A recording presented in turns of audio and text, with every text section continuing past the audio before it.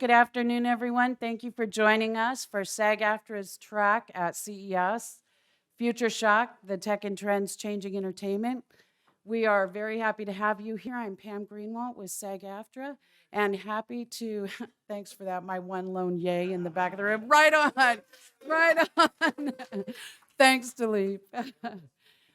It is my honor to introduce one of the foremost chroniclers of the Hollywood entertainment complex, Mr. Matt Belloni, who is moderating for us today.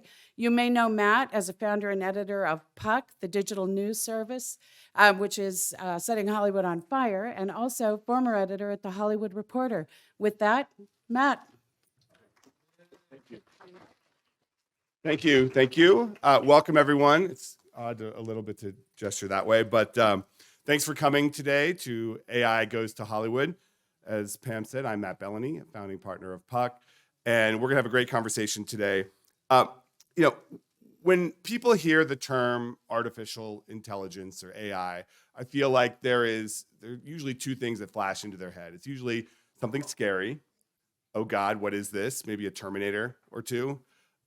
Or they think intellectually, okay, what is this? Is this going to help me? Is this going to be something that can be a tool that I might be able to use in business or in life to make my life easier or help me make more money? I feel like all of it is kind of true and none of it is true. And the more I researched this subject and got into the work that some of our panelists are doing today, it really is an exciting area and something that is absolutely going to blow up over the next 2, 5, 10 years. So I want to introduce our panel and get right to it today. First on our panel is Duncan Crabtree-Ireland. He's the SAG-AFTRA National Executive Director and Chief Negotiator. He's overseeing negotiations for SAG-AFTRA's commercials, music, network code, all of the rest. He is the chief deal maker at SAG-AFTRA and legal guru who is dealing with all of the very, very complicated issues that are raised by this technology. And there are so many, and we'll get into a lot of them. Next is Scott Mann. Scott is a producer-director extraordinaire. I added the extraordinaire part. Spent the last 3 decades fine-tuning his storytelling abilities, working with A-list actors and working on films. He's also the CEO of Flawless, which is a company he co-founded to explore his passion for groundbreaking technology like the TrueSync system, which is software that uses AI to create perfectly lip-synced visual dubbing. I think I saw some of that on Twitter today. There was an AOC video that went around. All right. Then we have Matt Panousis. Did I get that right? Panousis. That's what I thought, yeah. Matt is the co-founder and COO of Monsters, Aliens, Robots, Zombies, which is the best name that I've heard in a long time. Mars for short. It's a hybrid VFX studio and tech company that uses AI to deliver feature film quality VFX on television and does it for a budget, which is so important in all of these conversations. He's worked on Emmy-nominated TV shows and programs like Netflix's Wednesday and The Umbrella Academy, along with Marvel's WandaVision and HBO's Watchmen. Next, we have Joanna Popper. Joanna has one of the great titles in all of Hollywood. She is the Chief Metaverse Officer at CAA, the talent agency. Wow, she brought her fan club too. She leads Metaverse initiatives for the agency and its clients. She joined CAA last year from HP, where she led its XR initiatives for go-to-market, overseeing the launch of award-winning VR technology. And last but not least, we have Nina Schick. Nina is a leading voice in generative AI. She wrote a groundbreaking book called Deepfakes in 2020 and now focuses on advising several AI and technology companies in this expanding space.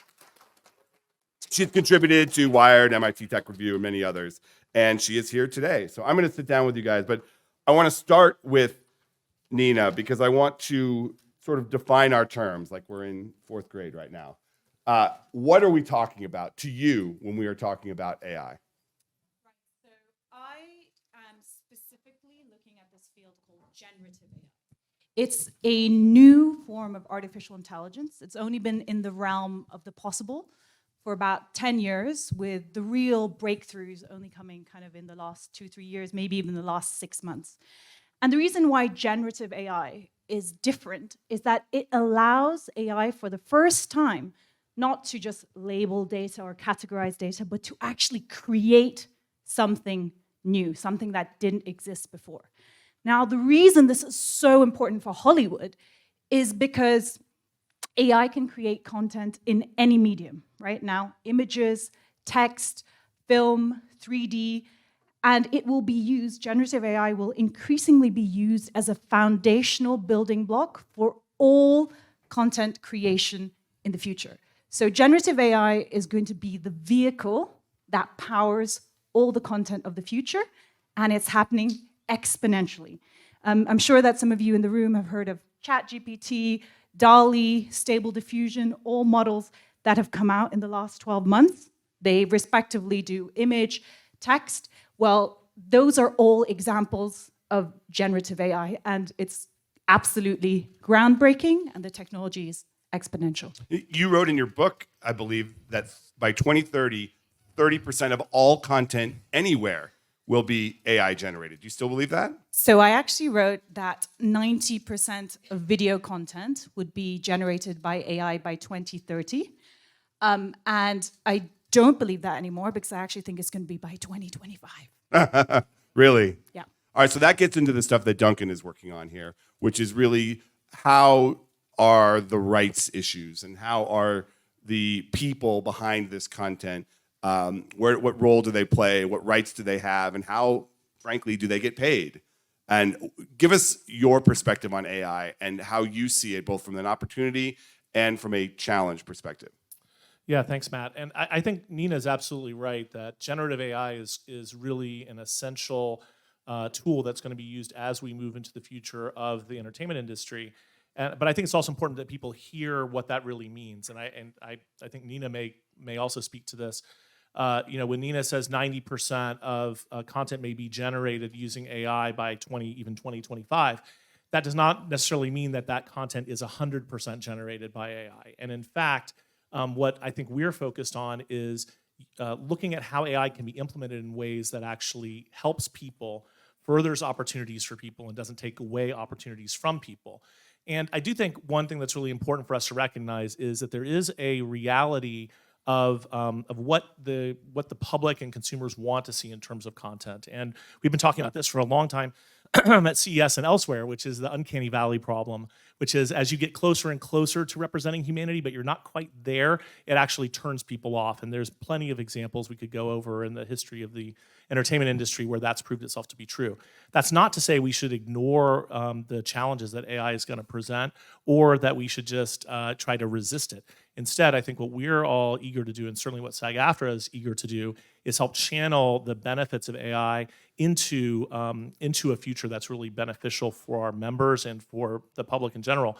I think there's a few examples of this. We've seen, for example, some actors, I'm not going to name anyone because I don't want to call anyone out, but we've seen some actors who've been able to use AI tools to help them overcome disabilities, enable them to participate in projects they otherwise might not have been able to participate in. We see benefits potentially coming from AI in terms of being able to work through schedules and do things remotely that you wouldn't have been able to do remotely in the past. And actually, I know that Scott has some technology that I think is very interesting about how it may help preserve the sort of integrity of the screenplays as we look at how dubbing is done in the future, but without taking away jobs from people. So I think there's a lot of opportunity, but there is a significant area that we need to be cautious about and remain focused on how this technology works with and not against people. And potentially to live forever. I mean, I look at the example of James Earl Jones, who just licensed his voice for Darth Vader to a Ukrainian company that does cloning, and he will potentially be able to play Darth Vader long after he is gone, and his heirs will presumably will benefit from that. Right, and I think from our point of view, the key there, and I think this is a theme that we'll see throughout a lot of different technological developments, is you need the consent of the people who are involved, and you need to compensate those people appropriately. And if you have their consent and you have fair compensation for the use of their image, likeness, work, performance, whatever, then that really solves a whole bunch of the ethical questions that are attached to how AI works in the industry. And cost, obviously, this technology can reduce costs in many ways. Scott, tell us a little bit about how you are using your dubbing technology and some of the benefits of that. Yeah, sure. I think the focus of our technology has been on performance, and it's really been a way to kind of capture performance and then utilize it and use it from being able to kind of take a take and project it onto another shot to translating and being able to translate visually a film so that it's authentically done like the filmmaker wanted. Because a lot of what my kind of coming into this really was around seeing one of my own films that I'd taken a lot of care in directing of in particular, and knowing kind of the nuance and how difficult performance is to get right, how difficult it is to weave into a story. It's kind of the biggest thing about a film, and it's always central to everything. And I saw a foreign dub of my film, and it shocked me how different everything was, how the performance was completely different. And then I looked into it, and all the dialogue had changed to kind of fit the mouth movements, and it's kind of like breaking the script and reperforming it differently to try and fit. Synchronicity is a bad method, and I saw this technology initially.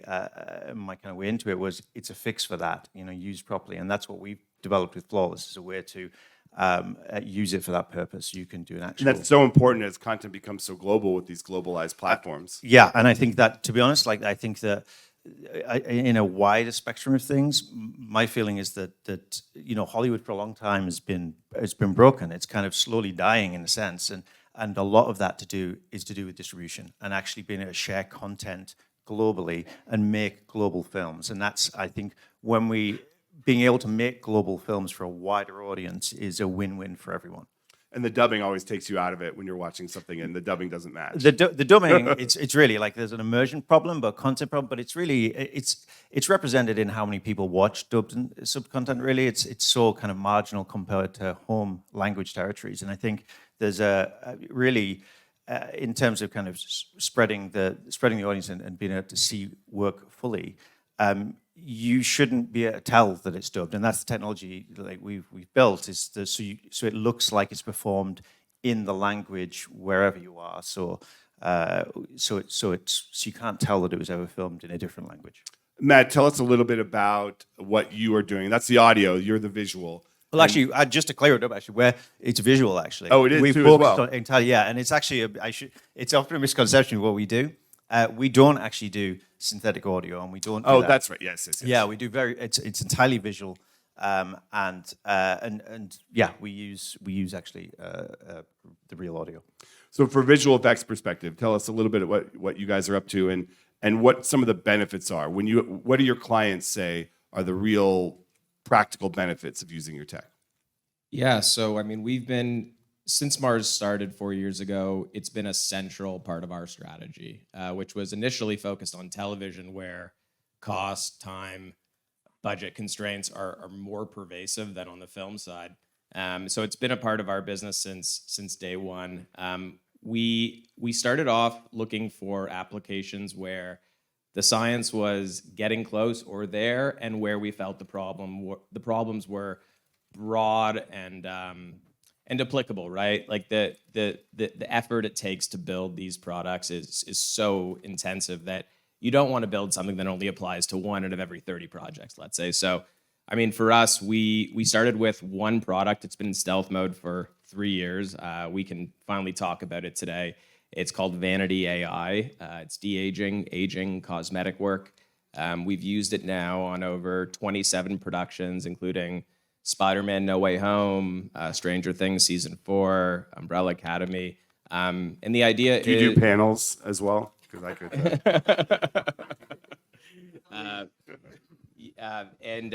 And so, I mean, the benefits are obvious, right? Like, we can do the work now 300 times faster, or artists rather can do the work 300 times faster than the current state of the art.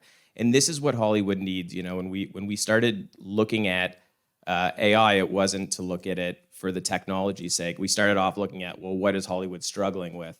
And for us, this solution has been so well received by Hollywood because it does exactly what they need. It doesn't sacrifice the quality, which for Hollywood is first and foremost, you can't build AI that saves time and money but looks bad. That's a non-starter. But it's done what they need, which is that it's been able to preserve really high quality. But again, it's just we're able to do it at a fraction of the price, fraction of the cost. And the viewers expect so much more now out of television than they once did because they're watching it all on the same platform, a streamer usually, and they want the Marvel shows to look like the Marvel movies. Yeah, I mean, our view day one was we wanted to be attached to TV because we felt it was the emerging market. Now it's actually, I think, kind of shifting back towards film in a weird way. But no, in terms of the quality, I think it's pretty safe to say that you're looking at things that are relatively on par at this point between TV and film. And I think AI is one of the reasons that trend will continue, and that you're going to continue to see TV that looks just as good as film. Joanna, talk a little bit about what you do for the clients at CAA, because I think it's an interesting title. And I think if you're an average actor or director or filmmaker, you don't quite know what all this stuff is, but you expect your agency to handle it for you. Yeah, absolutely. So I see my role generally is helping the agents and the clients get Metaverse ready. And so that means a lot. What does that mean? That means a lot of different things, right? So we help our core clients enter the space, whether that's helping them with their new Roblox world, like we did that with chain smokers, and one of the highest rated worlds, most trafficked worlds. We worked with Anthony Hopkins on his NFT drop, helping him sell it out in 7 minutes. So that's there's lots of aspects that we work on. We work with and to sign the most relevant new and up and coming clients in all of the metaverse spaces. We invest in companies in this space, and then we help build out new business lines that are going to be more and more relevant into the future. So that's what we do as a high level overview. AI is a very important component of it, and as well as various other new technologies. In terms of how we're thinking about the AI and where the industry is going, there's certain aspects of it. I would say there's four main areas that we could break it down into. So one, Hollywood has been using personalization engines for a long time already. So we've all, everyone who's part of Hollywood has benefited in one way or another from those personalization engines to help surface and discover the content that you're most interested in. So that's been happening for a long time already. We are very interested in the production tools that, similar to that you all have been discussing. And we just, over the break, we just announced an investment in a company called Deep Voodoo, which is the South Park team, Matt and Trey's production company to create synthetic media, or often commonly known deep fakes. And so the reason that we were so excited about this company and what they're doing, they started this because they realized that they needed these tools for their own pipeline. So they were creating Sassy Justice, they were creating Kendrick Lamar's new music video. Some of you may have seen those, and needed these tools for themselves. And so what they're able to do with the face replacement technology, and some of this has been mentioned already, is help with dubbing, help with internet, help with reshoots, age adjust a character. So one of our actors now can play themselves at various ages throughout a movie, which is really interesting. Instead of sitting in makeup for 8 hours, they can create fantastical characters or create makeup as part of through the face replacement. So we're really interested in it. We're excited about it. We think that it's most important. We see that we have a fiduciary duty to both help the talent maximize all the opportunities in the future, as well as protect them. And we believe that each talent has the right to decide when and where their name and image and likeness is used, to have consent over that, and to get compensated for that, and to be free from being exploited by somebody else using their name, image, and likeness without their consent. And so, for us, we see that this is technology that's moving fast, and it's smarter for us to be working together with players who are at the forefront and at the leading edge of it. And so there's a number, Deep Voodoo is the one that we've announced so far, but there's a number of other players that we're working with and that we believe in are going to help direct the future. So that's another area.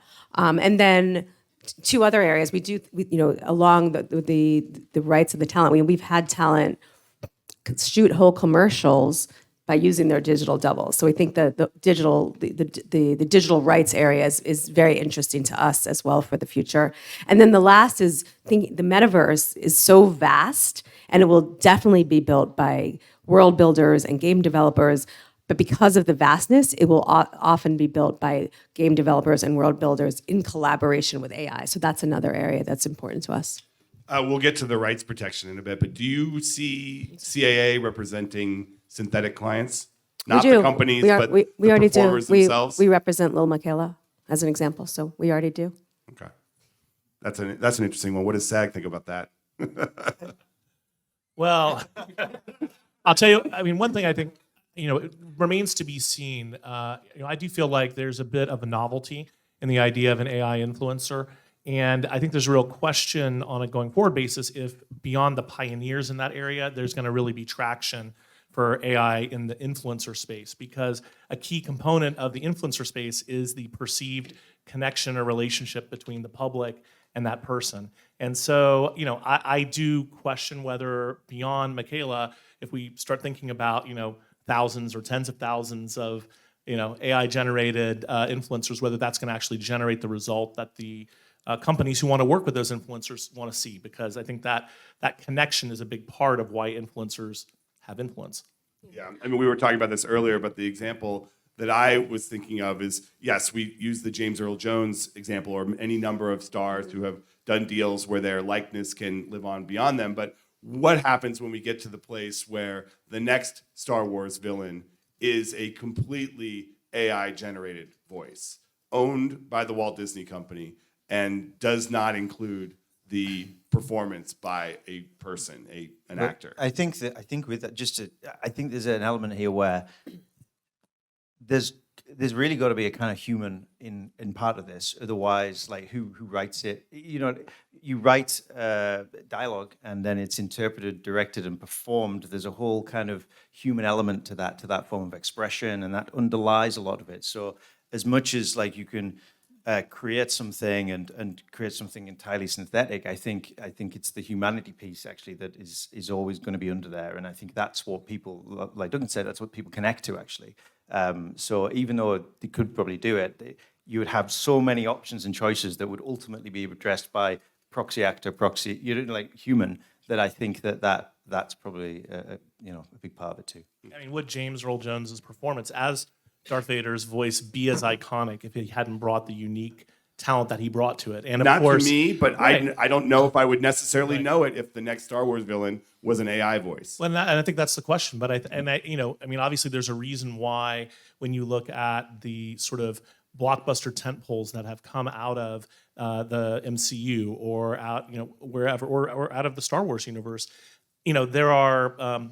You see different kinds of use of voice talent with animated projects and things like that than you see with those big blockbusters. But in all of those cases, you're talking about artists creating that character and that experience. And if their voice can be duplicated using AI technology, that's one thing. Can the original performance be generated using AI technology? And I think that goes back to what Nina was saying. Yeah. Do you agree with this conversation, Nina, that there is going to always need to be a human element? I think that touches on what's going to become one of the huge philosophical debates around generative AI, not only in entertainment. We're talking about its application in entertainment today, but because AI can generate now anything that is basically unique to human intelligence or creativity, you're also looking at the first time at AI generating outputs that are unique to basically white-collar jobs, so like writing a paper, writing a legal thesis.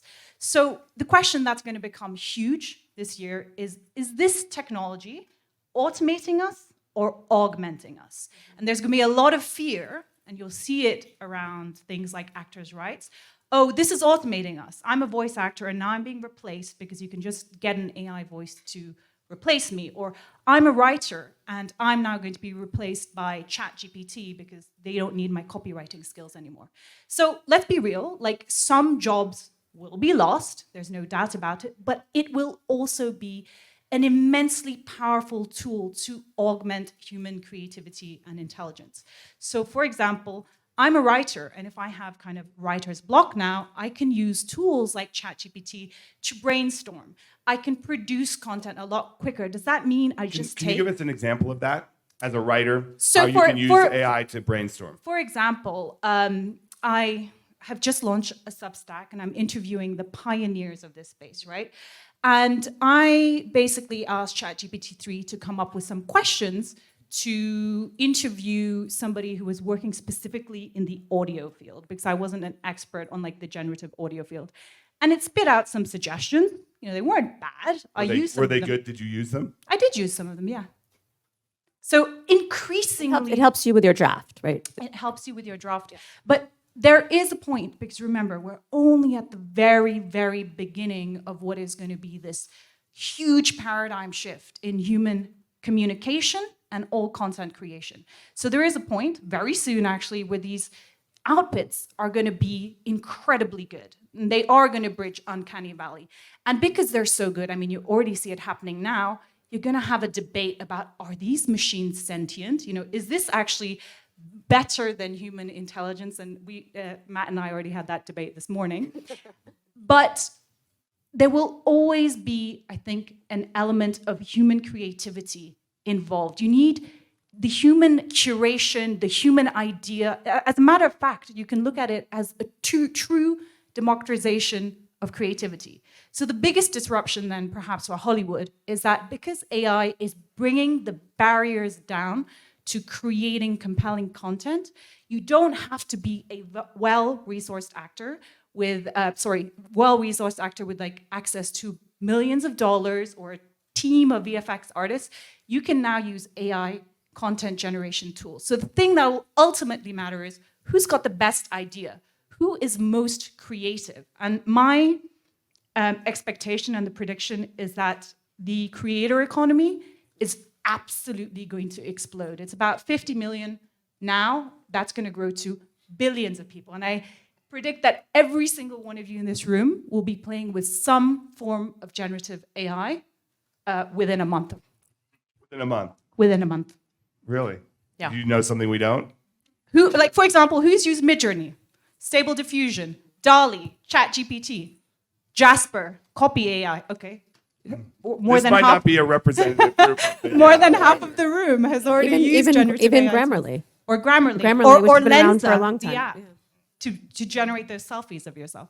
So, I mean, what Mars is doing and what Flawless is doing is that they are two companies that are developing tools, AI tools, for basically superior content creation. As you've already heard, they are lowering the barriers to entry. They're making the process easier, simpler, easier to scale, cheaper. So that's going to lead to an explosion in content. So I predict in 5 years, you'll be able to develop a feature-length Hollywood film on a consumer laptop.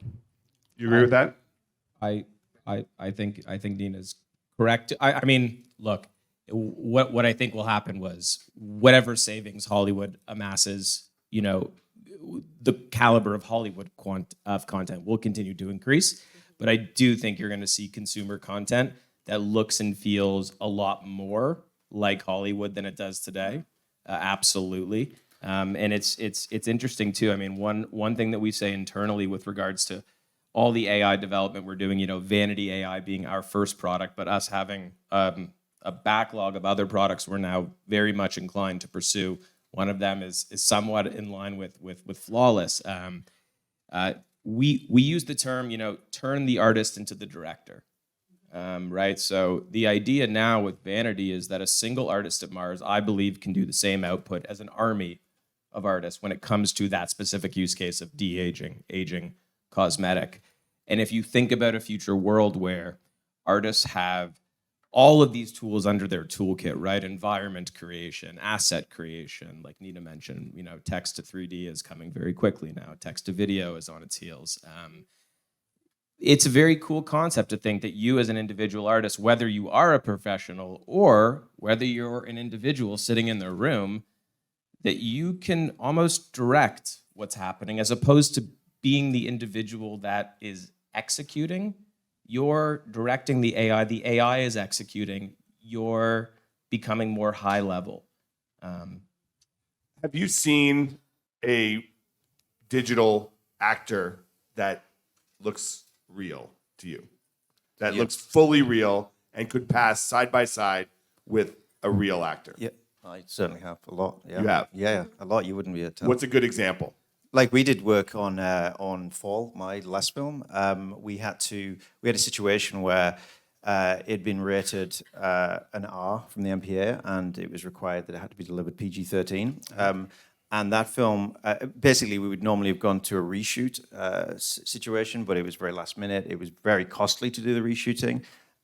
So we opted for using the system, and we got the actors into the audio recording booth, recorded about 30, 35 lines, and then put them through the system. And that generated these new versions, new visual takes in the movie that you can't tell, and even the actors can't tell. Like they when they saw like my reaction from people when they see this from the acting side is it's hard to believe because it is them, and it's very. I think on the point of like lifting different sides of the industry, I agree. There's going to be great advancement, but I think it's going to lift every side of the industry. Like my belief is that it absolutely will transform Hollywood as well in terms of making bigger, better films and actually like bring back that kind of middle space filmmaking of new IP. So I think it's going to lift a number of different sectors. Just from a cost perspective. Not just for, I think if you think about these things, like they're almost like a co-pilot, right? Like I think to the point is where you still need kind of the artistry to underneath it all, but you're able to do things. You can definitely bring costs down, but you can do so much more, and it empowers you to be able to tell just much better stories that you would normally be able to do. And I think and side by side with that, I believe that the distribution thing is kind of key to this. Really, is the audience thing. I can give a bunch of examples. So a lot of the work that Deep Voodoo has done on a number of different films have been incredibly compelling. There's a company called Metaphysic who actually went to the finals of America's Got Talent, and they recreated Simon and Heidi and Terry and Elvis on stage and looked phenomenal. I was in London to see the ABBA Voyage show, which was created in collaboration with ILM, and they created basically a combination of what ABBA, who are all with us and alive today, and they created performances, which was a mixture of today's ABBA stars with a younger version of them, and so it's a 3,000 person arena, full concert, and you feel like you're there at the concert with ABBA as they looked, in the 70s or 80s, and it's phenomenal. The audience is so engaged. People are wearing sequins.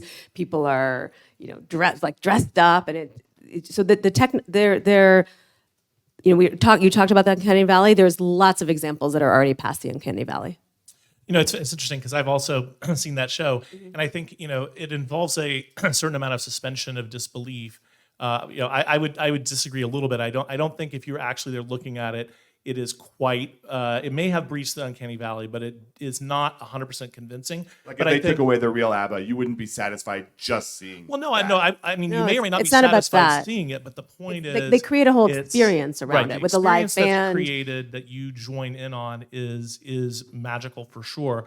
But it's not because you actually, if you just sat there and looked, thought that those are real people, in person at that place, in my opinion. But I do think that Nina's right. Eventually, the Uncanny Valley is going to be fully bridged. Whether we've done it yet or not, I think might be open to some debate.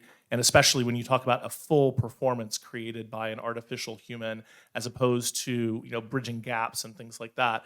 But the ultimate bottom line, I agree with, which is the fundamental creativity is the element that is going to be irreplaceable, and I think for a long time in the future, maybe not forever, but for a long time in the future. And one of the topics that I think is important for us to maybe not fully explore in this panel, but is the question of where you have generative AI taking content that comes from hundreds, thousands, tens of thousands of sources.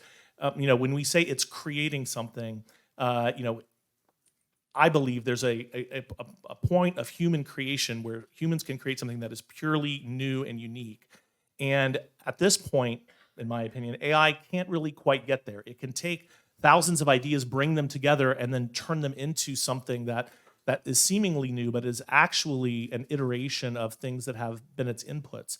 And I think we're going to have a debate over what the rights are around that, how that relates to copyright, how that relates to other intellectual property rights, because philosophically, it's not really okay whether you're taking one person's idea and then repurposing it as your own, or whether you're taking 3, 10, or 1 million ideas or expressions of those ideas. That's not the same kind of creativity as that new idea, that new spark that is, at this point, I think, still unique to people and to performances. But is it? Right? I don't know, because I think about it like we as humans, anytime we're creating a new idea, that idea is based on all of our experiences, right? Our experiences are the inputs. We think what we're creating is quote unquote original. Really what it is it's an inference from what's existed. I'd argue it's quite similar to what these generative networks are doing. Well, that's the debate, I think. And, is the generative network actually bringing that element of freshness to it, or is the generative network doing a mashup of existing ideas and just regurgitating them? And I think that's a fundamental question. I think, and my view on this is that until we actually have real artificial intelligence that is genuine, then it won't, and I think that's the bridging gap, because you're right. My view is that yes, you live a lifetime of experience and you come up with an idea, but that lifetime is colored by the growth and feelings, frankly. Like that's what makes us, right? Like pain, survival. There's all these kind of other elements that you get into with real AI. I would be my view. So we're going to do some Q&A in a second. If you have questions, we'll go to the audience for a little bit. But Nina, you had a comment? So the final point I was going to make, because I think this is going to be such a hugely important debate that's going to arise, is basically what Matt and Duncan were talking about. Because in order to create these AI-generated outputs, the models, of course, all operate on training data. So where did the training data come from? That's going to become so legally and whether they had rights, contentious. and whether they had the rights to it. Did you have so if you consider some of the models right now that are capable of just with a text prompt, like just a text prompt, you can take Stable Diffusion or DALL-E, and it can create anything in any visual style. It can create, talking about bridging uncanny valley, at least with the 2D media assets, so things like images, you can already do it to photorealistic perfection. Of course, doing so in film is a little bit more challenging, but I think we'll get there. But there's this hot debate around AI art. You guys have seen it. This is just the tip of the iceberg of what's to come, because artists are saying, hey, my work was in the training data. I didn't give consent. And now people are creating entirely new, and I do believe it's entirely new, images in my style. So for the first time ever, you can also generate at scale thoughts, images, movies, whatever assets you want in the style of. So if you are an artist, this is like, obviously the training data issue is going to become hugely contentious. Like, where did these models get their training data from, and was it taken with consent? I believe there will need to be some sort of agreement come to between the rights holders and the tech companies, similar to what happened with YouTube and Content Is that ID. a policy issue? Is that contractual? Is that the government? What is that? It's a bit of a combination, but I believe it's the tech companies working together with the tech companies that are at the forefront of this new area, working together with those who've been holding the rights. I mean, I think in the case of the entertainment industry, the major entertainment industry companies, there is already a framework for that, and that is, contractual in nature. But as this technology, democratizes, I guess is one way of putting it, it becomes more accessible and more available to companies that are not part of that ecosystem. I think that's where this is going to turn into a broader public policy issue. All right, do we have any questions out here? Right here. Yeah, I think, not to say I was someone said earlier, are going to evolve very quickly, it's going to get better and better and better. But there is also the use case that we don't talk about. Isn't it really about acceptable mediocrity? At some level, whatever we produce, if it's good enough, it will start to replace what was good enough before, right? Like with ChatGPT, there's no person that, no, I can also just use my stage voice. Okay, with ChatGPT, if I have a kid go, hey, listen, write me a paper about Huckleberry Finn and tell me why it's different than The Great Gatsby. That paper will come out in 17 seconds. It will pass a 10th grade crap teacher. It might pass a crap college freshman year, right? It's bullshitese right now. But it's mediocre acceptability. It is like good enough that you'd be like, I think that kid shittily read that book, right? And that's today. What? And that's today. What I'm saying It is that's just came today. out. What I'm saying is even today that could do that, right? At some level, I'm an actor. I would love to say my individual artistry is the finest there is in the world, but it's also part. Thank you so much. Part of it is that we as artists, in the instinct, think we have this experiential knowledge we're talking about to know this is of value to you. When I feel this, you're going to feel it, right? I choose this, you feel that. The approximation of that might be enough at some point that it crosses not just the uncanny valley, but like you were saying, we looked at 1 billion Dilip Raos and DiCaprios and Humphrey Bogart, and we found out the moment where the eye twitches and the single Denzel Washington tear comes down, right? Which he and his genius did. If that can kind of be approximated in a certain way, it is, for me as the artist, interesting that it might pass. It might be just fine. But that, again, when you said the training data is training day. It's Glory. It's Titanic. It's all the movies, like that we've all seen and watched. It is confusing sometimes to be in this generation, my generation, that will perish soon enough, both literally and, well, relative to the motion of things, soon. That our work will become a kind of smudge into this, right? And it may not matter if it's actually the best. I think Isn't that sort of where we're going? I think people want fresh and unique, and I think the more mediocrity there is, the more fresh and unique comes out. And I think that you as a person, and as you grow through a generation and through a life, you amass that experience and that connection with everyone around you that the previously trained models that went before have not. So it's kind of the emergence of new talent is through that. So I don't think that's going to go away, and I think in a way it might. Again, people will seek the fresh when there's a lot of mediocrity. So I think it's okay. Yeah. One Not other extinct point yet. to make to that. I don't think it's either or, because it's just a new medium. So, when photography was invented, a lot of people took mediocre photographs, but there are still photographers who are artists. But the thing that is true in the case of photography, as is going to be true with generative AI, is that it's going to lead to an explosion of new content in this new medium. Some of that content will be utterly mediocre.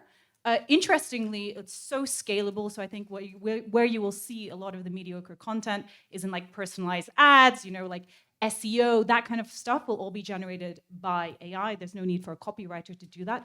But will there still be art in this new medium? Absolutely. And will the previous forms of artistry still exist? Absolutely. It's not either or. I would agree. I think if you look at the history of technology, anytime folks have been really, really afraid about something totally wiping them out, what ends up happening is it's more augment. I think the word augment is the right word. It more so augments them, right? Same argument for Adobe when Adobe first came out with Photoshop and everybody was freaking out. And it ends up being this amazing tool for people all these years later. I'll give you a specific example, not even of proprietary technology like Vanity, but just even Midjourney, DALL-E.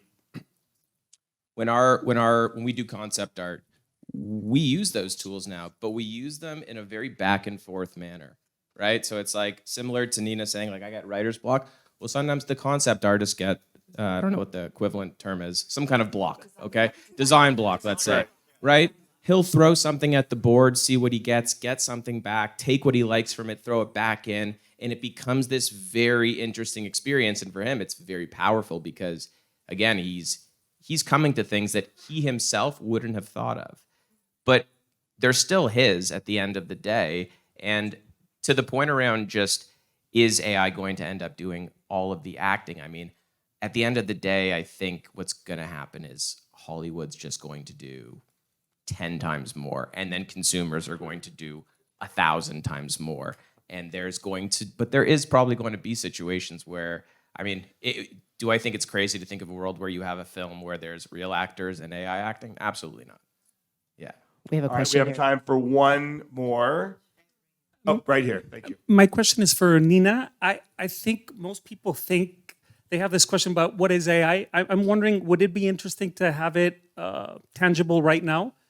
We have a AI Hollywood writer that's been reinforced with creativity and global awareness, as you shared. Would you like to ask the audience if they want to hear how it works? You have it on your phone right there? It's on the phone if you'd like to try it, or just have somebody ask a question and try it out so that they can see it tangibly. Like a writer, like I ask it, what would you do if you came upon, an Aztec army? Yes. Do you, do you Write me- fight or do you run? Do you fight or do you run? Oh, is it ChatGPT? It's Da Vinci. Okay, so you want On the playground. I'm just wondering if, I'm already. Let Nina do that. I think Nina, if you, Oh, okay. So should we ask it if AI is sentient? I think you know what the answer is going to be. I'm thinking like a short story. So I'm wondering if the audience has an idea. Do you want it to? Anybody want to ask the AI something? Do you think that cats will take it over the world? Or write a short story about Wait, I think that. Do you want to ask it? No. I just ask what was it? Do you think cats will take over the world? Write a story about Cats taking over the world. cats taking over the world. Is it going to visualize? Are we going to hear this? Write a script, right? Okay, so I'll read it. Okay. So, the movie follows the story of an unlikely group of cats who have been gifted with extraordinary powers. They use their newfound abilities to take over the world, only to find out it is not what they expected. They battle against human forces, but they also discover the importance of friendship and loyalty. Along the way, they learn the true meaning of power and what it means to be a leader. In the end, they must decide whether to keep their newfound power and use it for good or to take over the world. So it didn't really answer the question. No. Well, but that's I mean, coming to so- Netflix next month. Well, Matt, I think that illustrates the exact point I think that Dilip was getting at, and which we've talked about earlier today, which is in a world where there's this massive quantity of AI-generated content, it's going to be really important to filter that content and to identify what really You're loving resonates that. with You're people. loving that right I'm now. loving that. I did not set that up. I had nothing to do with that. But Plan. Yeah, exactly. but I do think, it goes to show that That is not Top Gun Maverick. It's it is there's going to be a really important role to play, and that's why augmentation is probably, like Nina said, where this goes, because there is a human element that helps us find stories that are compelling and that people really are going to be excited and interested in. I would add, the augmentation and collaboration, right? And throughout history, there have always been new technologies that come, and it's on us as individuals to continue to train ourselves to work better with those technologies to create better and better outputs. And that's how I would think about it. Yeah, and like- working with those companies that are wanting to be creative friendly, talent friendly, and ethics led along this journey. All right, final word. Who wants it? Well, I'm always willing to take the final word, Matt, and just to say, because I think we have to remember the human element in all of this, right? And setting aside a future of Skynet and Terminators, we focusing our efforts on helping figure out how people can collaborate with technology, that technology can augment the work that people are doing. That's really where we're headed. And I think it seems like everybody on this panel is in agreement with that. And certainly from my point of view, that's what we're all about at SAG-AFTRA, and working with these amazing industry partners, we're going to get there, I think. All right. Thank you very much to our panel. Thank you. Thanks to everybody for coming.